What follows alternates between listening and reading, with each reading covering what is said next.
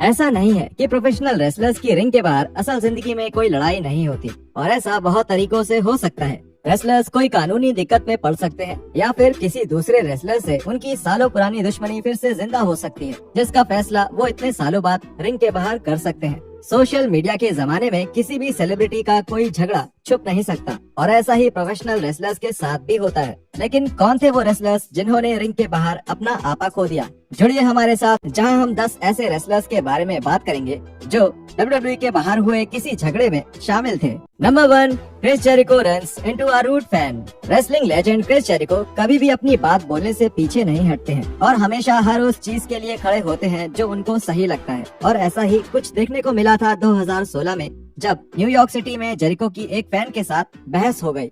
David जी के एक tribute show के बाद क्रिस जेरिको इरविंग प्लाजा के बाहर खड़े थे, तभी उनका एक फैन से झगड़ा शुरू हो गया। उस समय TMZ की रिपोर्ट के मुताबिक जब क्रिस ने फैंस के साथ फोटोज लेना बंद कर दिया और वो वहां से निकलना चाहते थे, तब वो फैन क्रिस जेरिको पर बहुत ज्यादा आक्रामक हो गया, जिसकी वजह से जेरिको और उस फैन के बीच बहस और गाली गलौज होने लगी। इस हादसे के बाद जेरिको ने माफी भी मांगी और बताया कि उस समय वो डेविड जी की मौत से परेशान थे और अपना आपा खो बैठे। उन्होंने कहा, मैं उस समय सही मानसिक हालत में नहीं था और एक धक्का मुक्की करने वाले बदतमीज फैन को इग्नोर करने की जगह मुझे गुस्सा आ गया। इसमें शामिल सभी लोगों से मैं माफी मांगता हूँ और भगवान डेविड जी की आत्मा को शांति। Randy Orton runs into a fan in the gym. Orton को पहले भी गुस्से की समस्या रही है, लेकिन अभी कुछ सालों से वो अब एक शांत फैमिली मैन बन गए हैं, जिन्हें अपने काम और अपने परिवार पर गर्व है। लेकिन 2017 में कुछ ऐसा हुआ कि ऑर्टन फिर से अपने पुराने गुस्से वाले दिनों में चले गए। NEA रिपोर्ट के एक आर्टिकल के मुताबिक एक फैन ने ऑर्टन से जिम में एक तस्वीर लेने के लिए पूछा, लेकिन ऑर्टन ने उस आदमी को केवल एक फर्स्ट बम्प दिया और अपने हेडफोन्स की तरफ इशारा करते हुए उसे ये बताया कि वो उसे सुन नहीं पा रहे। फिर वो फैन ऑर्टन से दूर चला गया और कमरे की दूसरी तरफ से ऑर्टन की तस्वीरें लेने लगा, जिससे ऑर्टन को गुस्सा आ गया। उस फैन ने बताया, उन्होंने मुझे फोटो लेते हुए देखा और मेरे पास आए और बोले, तुम क्या कर रहे हो? मैंने कहा, ना कोई फोटोज नहीं, क्या तुम बेवकूफ हो? फिर मैंने कहा, नहीं, तुमने ये कहा कि तुम्हें मेरी आवाज नहीं सुनाई दे रही थी। वो फिर भी मेरे मुंह के काफी करीब थे। मैंने कहा, मैं आपकी इज्जत करता हूँ, अगर आप चाहें तो मैं ये डिलीट कर दूंगा। उन्होंने कहा, हाँ, इसे तुरंत डिलीट करो। मैंने कहा, ठीक है। बाद में उन्होंने मेरे दोस्तों से कहा, जाओ रख लो वो फोटोज, अपने वर्कआउट का मजा लो। रैंडी ऑर्टन अपने गुस्से के लिए फेमस हैं, खास करके रिपोर्टर्स के, क्योंकि ये उस वेड बैरेट वर्सेस द पुलिस 2008 में WWE को वेड बैरेट से काफी उम्मीदें थी। वो उनके फ्लोरिडा चैंपियनशिप रेसलिंग टेरिटरी के एक सबसे बेहतरीन यंग रेसलर्स में से एक माने जा रहे थे और उनके भविष्य को लेकर WWE ने काफी बड़े प्लान्स बना रखे थे। लेकिन 2008 में बैरेट ने अपना पूरा WWE का करियर लगभग खो ही दिया था।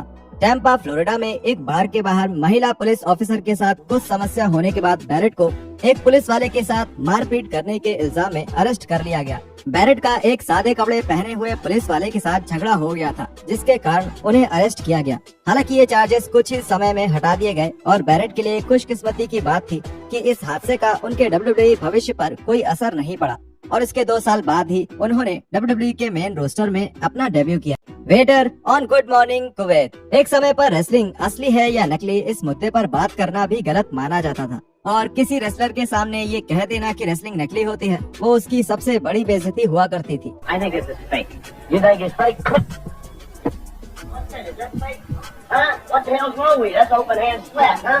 ऐसा ही देखा गया था जब वेडर और उस समय के WWF चैंपियन दी अंडरटेकर अप्रैल 1997 में गुड मॉर्निंग कुवैत नाम के शो पर WWF का मिडिल ईस्ट का टूर प्रमोट करने गए थे। शो के दौरान शो के होस्ट बसम अल ऑथमैन ने दी अंडरटेकर से ये सवाल पूछा, कुवैत में ऐसा कहते हैं कि रेसलिंग असली नहीं होती, क्या आप एक्टिंग करते हैं? इसका दी अंडरटेकर ने कड़ी घुमाकर जवाब दिया, लेकिन शो के होस्ट ने वेडर को इस सवाल का जवाब देने का मौका नहीं दिया, जिसकी वजह से वेडर ने शो के बीच में ही होस्ट को टोककर कहा कि उन्हें भी इस सवाल का जवाब देना है।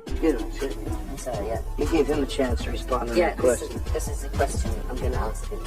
I'd like to respond to the same question. Okay, please. My astute colleague, the heavyweight champion of the world, very diplomatic individual. I'm perhaps not quite so diplomatic.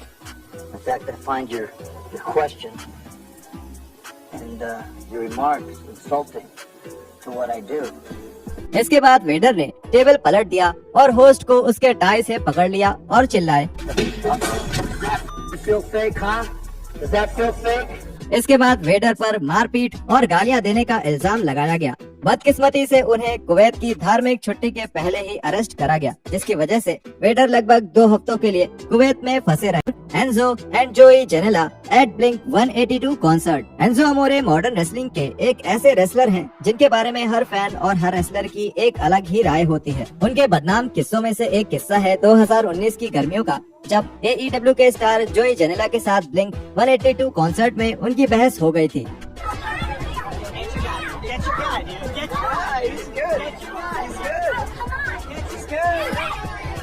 इस झगड़े की कहानी दोनों रेसलर्स के ट्वीट से पता चलती है।